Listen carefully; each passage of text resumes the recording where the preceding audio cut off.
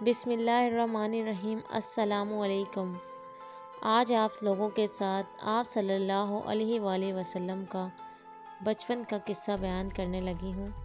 ہمارے پیارے نبی صلی اللہ علیہ وآلہ وسلم کی رضائی والدہ حضرت سیدتنا حلیمہ سعدیہ رضی اللہ تعالیٰ عنہا آپ صلی اللہ علیہ وسلم کے مبارک بچپن کے حالات بیان کرتے ہوئے فرماتی ہیں۔ پہلا دیدار۔ میں نے پہلی مرتبہ آپ صلی اللہ علیہ وآلہ وسلم کی اس حال میں زیارت کی کہ آپ صلی اللہ علیہ وآلہ وسلم اونی لباس پہنے ریشمی بستر پر آرام فرما رہے تھے۔ میں نے نرمی سے جگایا تو آپ صلی اللہ علیہ وآلہ وسلم نے مسکراتے ہوئے آنکھیں کھولی اور میری طرف دیکھا۔ اتنے میں مبارک آنکھوں سے ایک نور نکلا اور آسمان کی طرف بلند ہوتا چلا گیا۔ یہ دیکھ کر میں نے شوق و محبت کے عالم میں آپ صلی اللہ علیہ وآلہ وسلم کی پیشانی کو چوم لیا۔ قاقت دور ہو گیا۔ میرا قبیلہ بنی سعد قاقت میں مبتلا تھا۔ جب میں آپ صلی اللہ علیہ وآلہ وسلم کو لے کر اپنے قبیلے میں پہنچی تو قاقت دور ہو گیا۔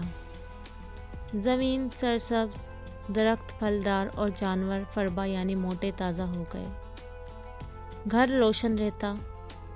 ایک دن میری پڑوسن مجھ سے بولی، اے حلیمہ، تیرا گھر ساری رات روشن رہتا ہے، اس کی کیا وجہ ہے؟ میں نے کہا، یہ روشنی کسی چراغ کی وجہ سے نہیں بلکہ محمد صلی اللہ علیہ وآلہ وسلم کے نورانی چہرے کی وجہ سے ہے۔ 700 بکریاں۔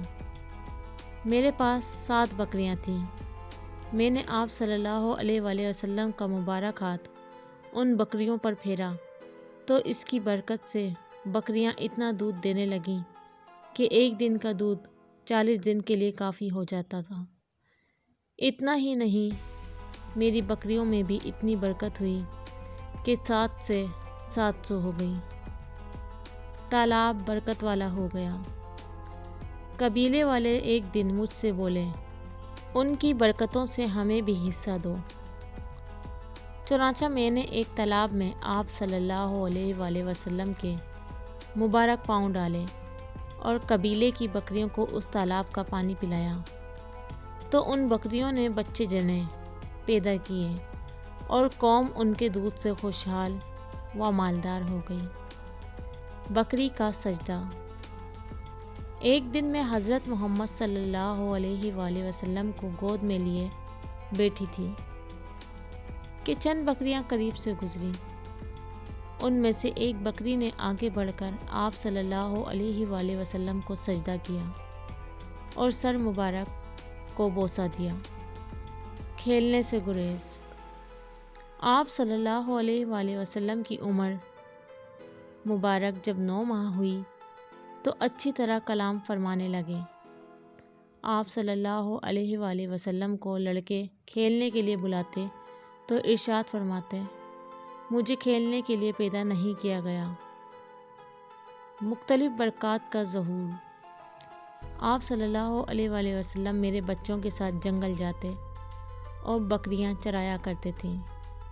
ایک دن میرا بیٹا مجھ سے بولا، امی جان، حضرت محمد صلی اللہ علیہ وآلہ وسلم بڑی شان والے ہیں۔ جس جنگل میں جاتے ہیں ہرا بھرا ہو جاتا ہے۔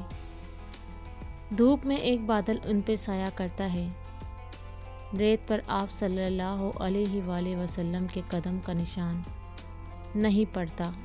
پتھر ان کے پاؤں تلے خمیر گوندے ہوئے آٹے کی طرح نرم ہو جاتا اور اس پر قدم کا نشان بن جاتا ہے۔ جنگل کے جانور آپ صلی اللہ علیہ وآلہ وسلم کے قدم چومتے ہیں۔ اگر آج کی ویڈیو آپ کو اچھی لگی ہے تو چینل کو سبسکرائب کر دیں، ویڈیو کو لائک کر دیں۔ Thanks for watching.